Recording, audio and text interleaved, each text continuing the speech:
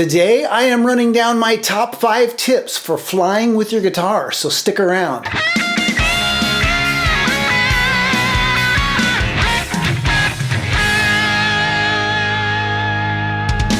Hey everybody, and welcome to the Warmoth YouTube channel. I'm Aaron at Warmoth, and yes, today I will be talking about flying with your guitar. In fact, probably about the time this airs, I'll be flying to NAMM down in Anaheim, and then the very next weekend I'm flying from Salt Lake to Seattle to play a show with my Journey tribute. And so since it's on my mind, I figured I would do a video about flying with your guitar. I've flown with my guitar lots and lots of times, all over the country, and it's always a hoot. So without further ado, let's start with number 5, arrive at the airport prepared. Navigating an airport is a big enough drag when all you have is your little carry-on suitcase. When you're toting around an extra guitar, it's even worse. So make sure you travel light. If you can, have a guitar that's small and can go in a backpack, that's great. Sometimes you don't have a choice, but just travel as light as you can. One thing that I would highly recommend is getting a TSA pre-check number. When I got mine a few years ago, I think it was $80, and I think it lasts for 5 years. Basically what a TSA number does is it lets you skip the regular line and just go straight to the TSA pre-line, where you get a few extra perks, like you don't have to take your shoes off and that kind of stuff. But I will say, even with the TSA pre, probably 50% of the time when I'm running my guitar through the x-ray machine, it comes out the other side and they want to swab it for drugs. I would guess that probably happens 50% of the time. They have that little swab and they do it all around the handles and stuff. And then I would say probably less than that, maybe 25% of the time, they want to pull it off to the side for further screening, which means they're going to open all the pockets and open up the whole thing. And so you just have to be patient and stand there while they do all that stuff. But the more prepared you can be for that, the better. Number 4, don't take your prized guitar. Yeah, don't take the guitar that's most valuable to you in the whole world flying with you if you can help it. If you have a rare or a vintage guitar, that's probably not the one you want to take to your fly date. Take something new and more generic. Now, I play in a Scorpions tribute, and I have a guitar that many of you have probably seen that's kind of a Matthias Yabs clone, and I have to take that one. That's the one that I need. And it's a pain in the butt because it's a gigantic guitar that goes in a gigantic case, but that's the one I have to take. On the other hand, when I go play with Infinity Project, my Journey tribute, I often take my Meadowhawk. That's just the guitar that I like to play in that band. However, we did do a gig in Syracuse one time that was just like, a red-eye out gig that night and a red-eye back, and I knew it was going to be just like crazy. So I didn't take my Meadowhawk that time. I took a more generic guitar that I could bear it if it were damaged or lost. So that's the guitar you want to take, the one you can bear if it gets damaged or lost. And then the other thing I will say is have some musical instrument insurance. If you're to a point where you're doing fly dates, get that stuff insured, man. There are a lot of places that specialize in musical gear insurance, and for a couple $100 a year, you can have peace of mind that if something happens, you're going to get reimbursed. Number 3, know what you're allowed to do. In the United States, there's the FAA, the Federal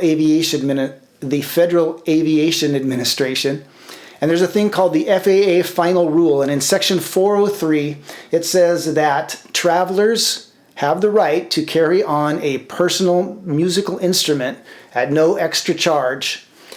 But you need to know that that doesn't mean you can just show up to the airport and say, "I got a guitar, everybody, out of my way." You're still subject to a lot of things, a lot of conditions, whether there's room, whether it can be stored or stowed safely, and a bunch of other stuff.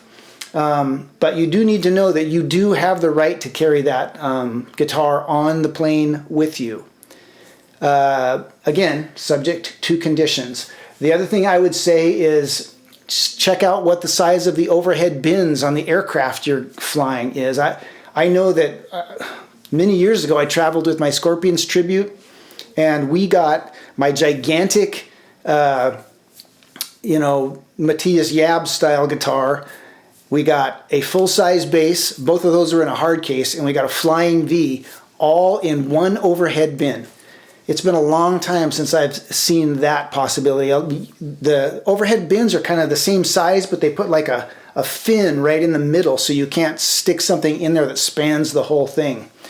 So it's very rare that you can get all that stuff in an overhead bin like you used to, but you need to check that out and know what you're allowed to do before you get there. Number 2, be nice to everybody. Remember, it is 2025 and nobody cares that you play guitar in a band anymore.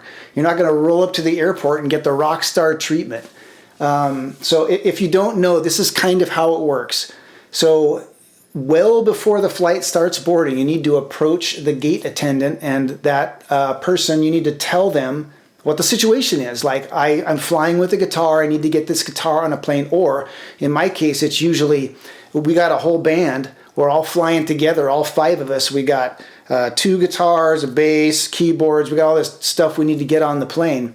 And, a lot of times when you approach that person, they're just like, oh my gosh. They have to make a call, and that person is the person who's going to decide what gets down, gets onto the plane. So, you want to be nice to that person, and they may not know the FAA final rule. Or maybe they do. I don't know how common of knowledge that is among gate attendants. But the last thing you want to do is start quoting scripture and verse to them. I have the FAA rule, section 403. You don't want to do that because you're going to make an enemy, and that person, you want that person on your side. So be nice to them. Maybe they're having a bad day. Maybe it's an overbooked flight, and they're dealing with like trying to get some people to not board. You don't know what's going on. So be nice to that person. All the way down to the minute you get on the plane, be nice to all those people, get them on your side. And number 1, be prepared to gate check. And if you don't know what gate checking is, it basically goes like this. The gate attendant, when they look at the size of your gargantuan guitar case, they're going, yeah, that's not getting on the plane today. It's a full flight. The flight is booked. The overheads are going to be full of everybody's luggage, and we don't have room for a gigantic guitar in the overhead bin. So what they do is they give you a tag, and the tag has a little cord on it. You loop around your guitar handle, and you tear a tab off of that tag, and now you have a match. You have the stub that you hang on to with a matching number of the thing that's on your guitar case. And then you carry that right down the gangway, all the way until you are literally like 2 steps from actually stepping on the plane, and then you drop it right there. There's usually a little door right there, and you drop it. And the other things that'll be there will be like baby strollers and that kind of stuff. And then you get on the plane. You just leave it there and you get on the plane. And a baggage handler, right before they close up the baggage compartment underneath the plane, they will grab that stuff and throw it in very last. I hope not throw it in. I like to think that they grab it and place it gently in the cargo hold.